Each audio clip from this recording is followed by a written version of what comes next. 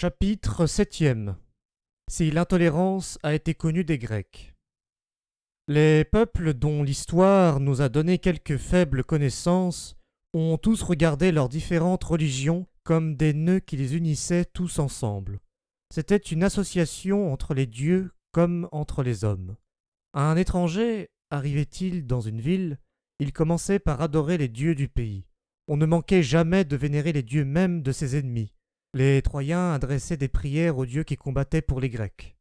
Alexandre alla consulter dans les déserts de Libye le dieu Ammon, auquel les Grecs donnèrent le nom de Zeus, et les Latins de Jupiter, quoique les uns et les autres eussent leur Jupiter et leur Zeus chez eux.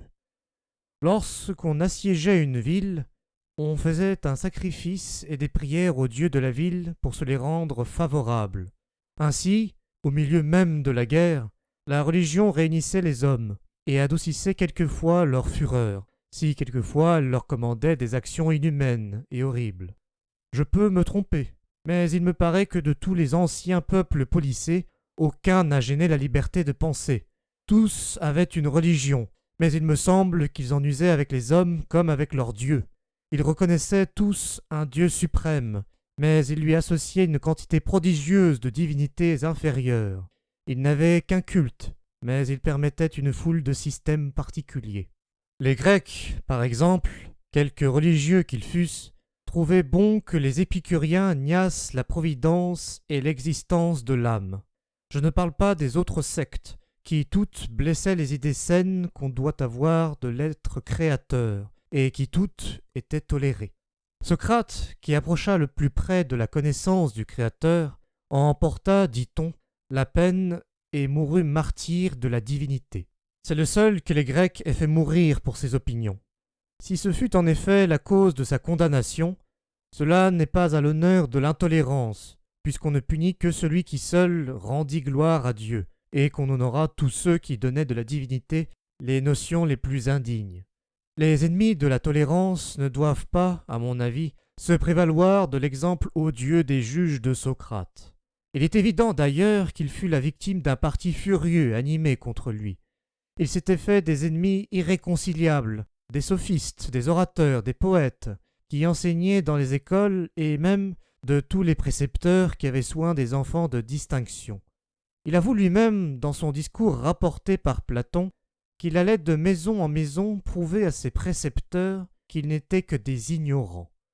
Cette conduite n'était pas digne de celui qu'un oracle avait déclaré le plus sage des hommes. On déchaîna contre lui un prêtre et un conseiller des 500, qui l'accusèrent. J'avoue que je ne sais pas précisément de quoi, je ne vois que du vague dans son apologie. On lui fait dire en général qu'on lui imputait d'inspirer aux jeunes gens des maximes contre la religion et le gouvernement. C'est ainsi qu'en usent tous les jours les calomniateurs dans le monde. Mais il faut dans un tribunal des faits avérés, des chefs d'accusation précis et circonstanciés. C'est ce que le procès de Socrate ne nous fournit point. Nous savons seulement qu'il eut d'abord 220 voix pour lui. Le tribunal des 500 possédait donc 220 philosophes. C'est beaucoup. Je doute qu'on les trouvât ailleurs. Enfin, la pluralité fut pour la ciguë, mais aussi, songeons que les Athéniens, revenus à eux-mêmes, eurent les accusateurs et les juges en horreur, que Mélitos, le principal auteur de cet arrêt, fut condamné à mort pour cette injustice, que les autres furent bannis, et qu'on éleva un temple à Socrate. Jamais la philosophie ne fut si bien vengée ni tant honorée. L'exemple de Socrate est au fond le plus terrible argument qu'on puisse alléguer contre l'intolérance. Les Athéniens avaient un autel dédié aux dieux étrangers, aux dieux qu'ils ne pouvaient connaître. Y a-t-il une plus forte preuve non seulement d'indulgence pour toutes les nations, mais encore de respect pour leur culte? Un honnête homme qui n'est ennemi ni de la raison, ni de la littérature, ni de la probité, ni de la patrie, en justifiant depuis peu la Saint-Barthélemy, cite la guerre des Phocéens, nommée la guerre sacrée, comme si cette guerre avait été allumée pour le culte, pour le dogme, pour des arguments de théologie. Il s'agissait de savoir à qui appartiendrait un champ. C'est le sujet de toutes les guerres. Des gerbes de blé ne sont pas un symbole de croyance. Jamais aucune ville grecque ne combattit pour des opinions. D'ailleurs, que prétend cet homme modeste et doux? Veut-il que nous fassions une guerre sacrée?